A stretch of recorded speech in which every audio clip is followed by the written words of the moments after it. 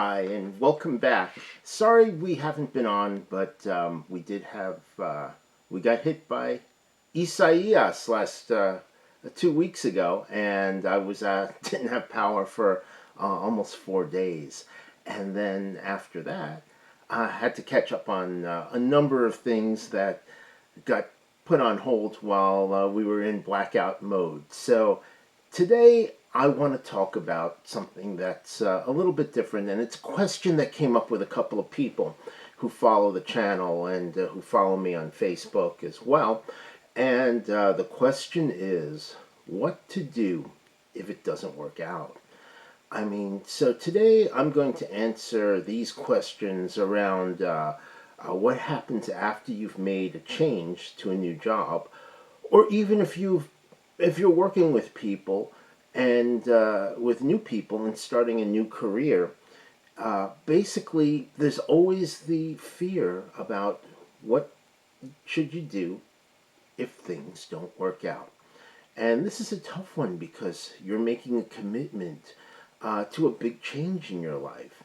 And there's always the allure of going back to what you were doing because it's familiar and therefore it's safer, But at the same time, it wasn't giving you the things that you wanted, which is why you made that move to begin with.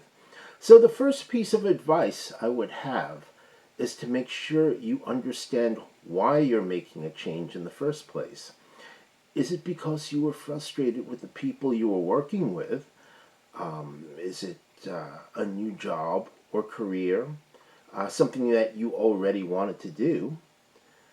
Is this a new job that was it the same that was described to you when you joined?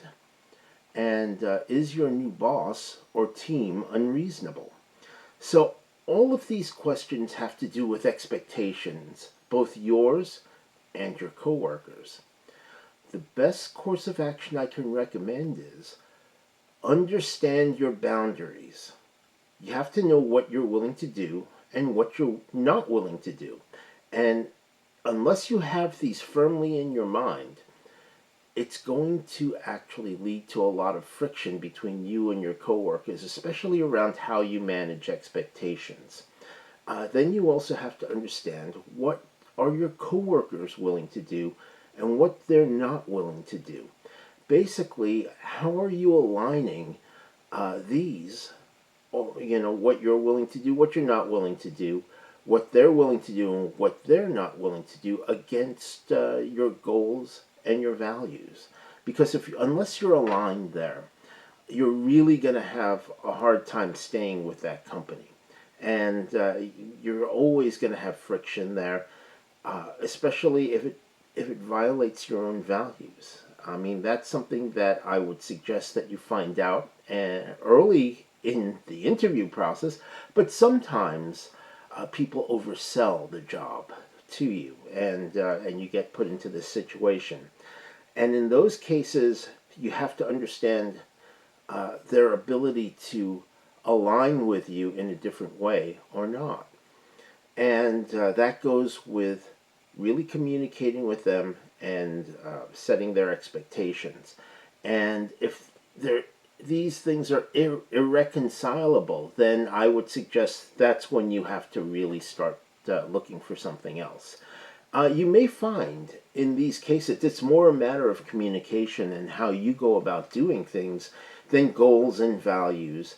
And the difference is in how you express what you do. So again, understanding how to communicate with people in a deeper way is going to be very important in this process.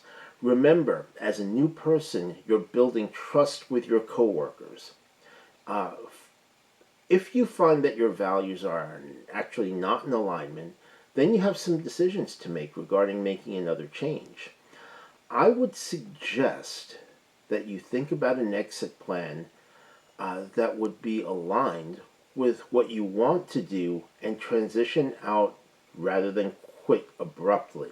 It's never good to burn bridges. So make a transition plan, make an exit plan for yourself, and this way you'll keep good relationships wherever you go. So here's a good way to figure out if an exit strategy is in your interests. Ask yourself, what will happen if I leave? What won't happen if I leave?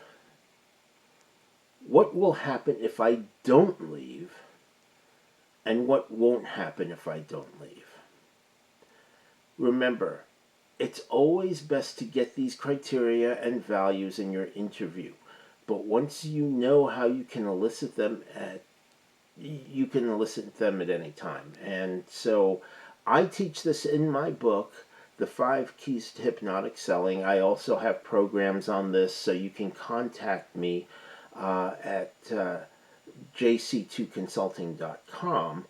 I do have a new book coming out in the next few months. It's in the edit stage right now, and a lot of this is being covered as well. It's called Influential Rapport. So there's a lot of things going on that are very exciting.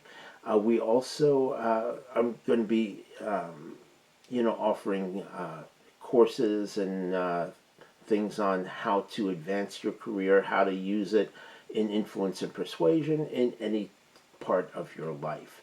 So basically, thank you very much, and look forward to the next video. Please like and subscribe below, and leave any questions as well. You can also follow me on Facebook, and as well as Twitter, and we will definitely be moving forward into new things this year, especially as we deal with the aftermath of everything going on with the coronavirus and how companies are dealing with these things now. There's going to be a lot more around telework and how you actually create rapport and influence and persuade across things remotely. So be sure to like and subscribe, contact me with any questions, and look forward to the next one soon. Thanks very much, and again, look forward to the next one.